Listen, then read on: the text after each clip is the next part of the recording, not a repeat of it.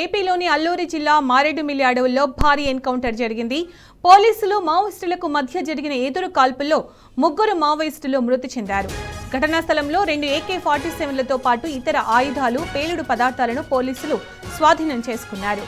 మృతులు భూపాలపల్లి జిల్లా వెలిసాలకు చెందిన ఏఓబీ స్పెషల్ జోనల్ కమిటీ సభ్యుడు గాజర్ల రవి అలియాస్ ఉదయ్, విశాఖపట్నం జిల్లా కరకవానిపాలెంకు చెందిన లక్ష్మీ చైతన్య అలియాస్ అరుణగా గుర్తించారు.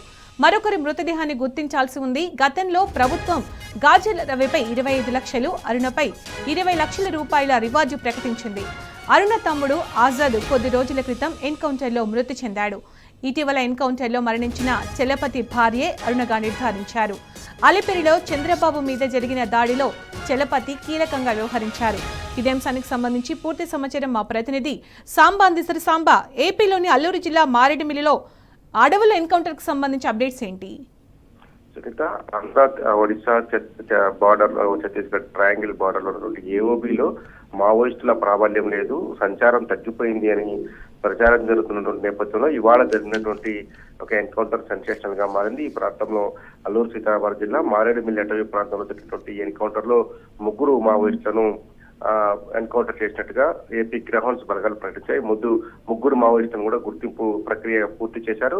మృతుల్లో 2 టాప్ క్యాడర్ సంబంధించినటువంటి లీడర్లు ఉన్నట్టుగా తేల్చారు. ఒకరు మావోయిస్ట్ పార్టీ కేంద్ర కమిటీ సభ్యుడు, అట్లాగే ఏఓబీ స్పెషల్ జోనల్ కార్యదర్శి గాజర్ల రవి అలియాస్ ఉదయ్ అలియాస్ గణేష్ గా ధృవీకరించారు. ఇక 2వ సభ్యురాలుగా ఉన్నటువంటి ఏఓబీ స్పెషల్ జోనల్ కమిటీ సభ్యురాలు, ఏఓబీ ఈస్ట్ డివిజన్ కి సంబంధించినటువంటి కార్యదర్శి రావి వెంకట లక్ష్మీ చైతన్య అలియాస్ అరుణగా తేల్చారు. ఈ ఇద్దరు కూడా టాప్ కమాండర్ సంబంధించినటువంటి వాళ్ళు అని నిర్ధారణ చేశారు.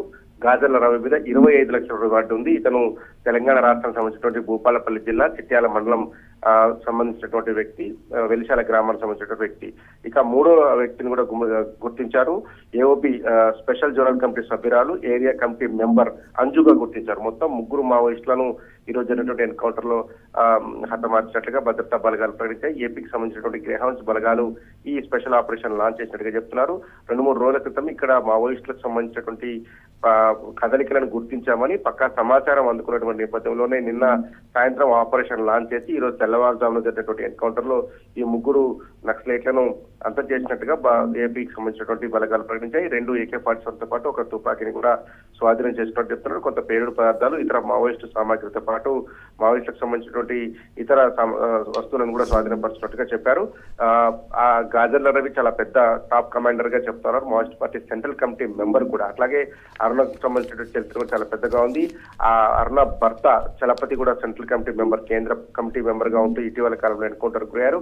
మరొక వ్యక్తి తమ్ముడు ఆజాద్ పేరుతో చలామణి అయినటువంటి అతను కూడా సెంట్రల్ కమిటీలోనే స్థానం సంపాదించేటువంటి ఎన్కౌంటర్ లోనే పోలీసులు హతమార్చినట్టుగా చెప్తున్నారు. మొత్తంగా మారేడుమిల్లి ఎన్కౌంటర్ ప్రక్రియ పూర్తయింది.